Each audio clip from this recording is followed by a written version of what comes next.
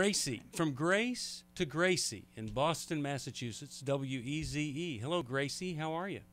Hey, how you doing? Thank you guys for taking my call. Sure. Thanks for holding on. My call is that I have a lot of trouble with fear, and I don't know the reason why. As far as I remember, I'm a very calm person, didn't have anything bad happen to me. Mm-hmm.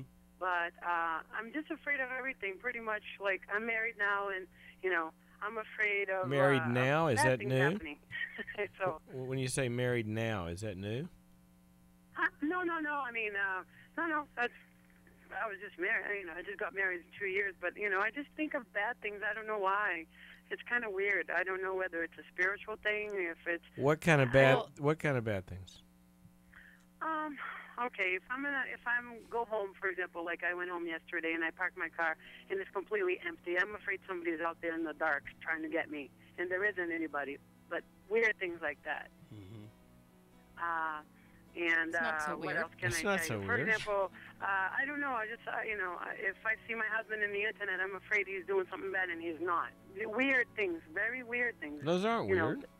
There are people that do things on the internet they shouldn't do, and there are bad things that happen in dark places when people get out of cars. So far, the fears are reality-based. We'll talk about it when we come back right after this. All right, we are back, and we're talking with Gracie, and she's afraid someone might attack her in the dark. She's afraid her husband might be using or abusing the computer in some way. Gracie, tell us a couple other things that you're afraid of. I don't know. I just, like, for example, it's mostly I don't like being alone at all. You know what I mean? Like in my house or something. If my husband, sometimes he would work at night in construction, and I'd be scared to be home. I already had people pray for me to get this fear. Mm-hmm. I felt that it's not natural. All right. So where did it come and I from? really want to be free from it. Yeah, you know? Gracie. So, Jill, go ahead. So, Gracie, you said that you have felt fearful most of your life? I wouldn't. Well, maybe yes, in a way, I guess. Okay, well, let me. Ever since I was an adolescent or something, but. Okay, so let me ask you this: who were the worriers in your life? Excuse me, I couldn't hear you. Who were the worriers in your life? When you say warriors and growing up, were there either bad things that really did happen, or were there people around you who were always have, like, a cousin cautioning that used you? to, try to do things to me, but nothing bad. But he tried, and I don't know. I was young. Try to do one things time to I you? woke up Who in tried my to do room, and he things scared to me, then you? he went away. Who tried to do You know things what I to mean? you? Gracie. That kind of stuff. Gracie, can you hear us? Can you hear us? Who okay? tried to do things to you? Your cousin? Yes. What So did your cousin made try to do? sexual advances? Is that what you're saying? Yeah, he was. I was young. I was like an adolescent, and one day I was sleeping, and I woke up. He was like near me. He was just standing there, looking at me, and that was weird. Was that when your but he fear never- started, he or never were you did anything fearful bad. before then? Was that when your fear started, or were you fearful before that? No, I think it has to do with that. I don't remember being fearful before that. Okay. Well, sometimes it's true that when you can, when you can point to a certain traumatic kind of event that is the onset of the fear, then you have to look at that event and unpack all the different things that go on with it. Like, I would think that, there was some trust violated. I think some feelings of security. I think of a loss of control. You didn't have control of what was going on. It's an emerging time for, a young woman when she's at that age. And sometimes what happens, and here's what I would ask you, if I'd sat down with you for a long time, I would ask you, okay, now let's look at what happened right after that. Because when an event happens to somebody in developmental years, what you ask yourself is, does that interrupt the next kinds of skills and tasks that you would want them developing which mitigate against fear? For example, did you withdraw from the world a little bit? Did you get unplugged from peers a little bit? Were you a little afraid, of sexuality? Were you, all these sorts of things? Because ultimately fear, in one sense, has to do with an absence of skills. And whenever you see somebody that's got fears, you've got to build skills like learning how to connect with people, like learning how to share your feelings, like learning how to be assertive, like learning how to exert control and use your talents and all that sort of stuff. And I would want to know, to what degree did you withdraw from life? Well, I got very involved in church a lot, so I didn't date until later. I kept myself, my parents had taught me to, stay pure, and I try to do things, like don't do anything badly. So.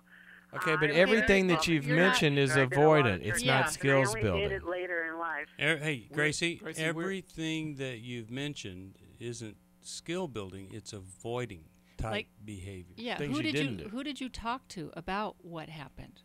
Who were you able to process that with? I never did. Okay, now Gracie.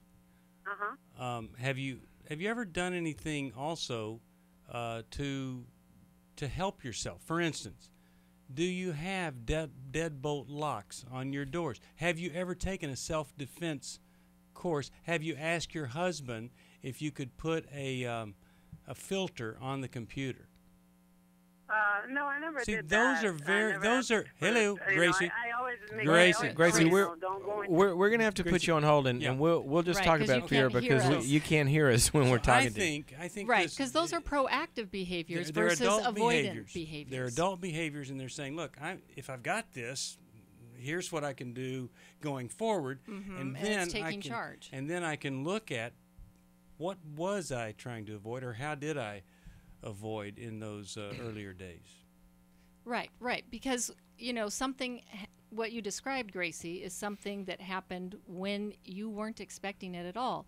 And so now, as you have curbed your behavior, going towards church, different things, but not really dealing with that feeling and doing some things, as you're mentioning, Steve, to correct it, it's kept you stuck and in a very fearful place, like something bad could happen to you and you wouldn't know. Wouldn't know what to do. Yeah, if I was Gracie's fairy godmother, I would make her a black belt in martial arts, and I think that would build confidence. And you'd have to take it in a class, and there'd be connection there. And I'd be talking to my husband about my fear of the computer, and I'd take care of that in a heartbeat. Fear is really interesting because it's a response that's wired into our brains, and it's a gift. It's a gift from God. If a train is coming at you, that's a good. You should get afraid, right? And you go into a fight or flight mode. You look at it and you go, "Am I going to fight this thing? Try to punch it out? No, it's too big. I'm going to jump off the tracks and run." But what happens is when our brains get trained to turn the switch on to a fight or flight response, when there is no real danger, a couple of things happen. We remove ourselves from whatever it is that we're afraid of that we shouldn't be afraid of, like a school-phobic kid. Yeah. The way you cure most school phobias is you drop the kid off at school. Right. Right? You make them go. And then their brain learns, gosh, there's nothing to be afraid of here. But we remove ourselves from the source of what we think is the fear, and then we feel calm when we don't go do that. So we Which avoid is reinforcing, right? It reinforces it. So we actually are training ourselves to be less skilled in life than we need to be. The second thing that happens about fear is that people will have the feeling of fear and they begin to obsess on the feeling. Yeah. And get afraid of the fear. And you got to learn to actually let yourself be afraid. Okay, wish we had more time. I'll send you Regret-Free Living. I hope that will be a blessing to you. And Henry, is there another book that you think might be helpful to her? Just write one on fear? Well, I would suggest Changes That Heal because it talks about the underlying issues of where fear comes from.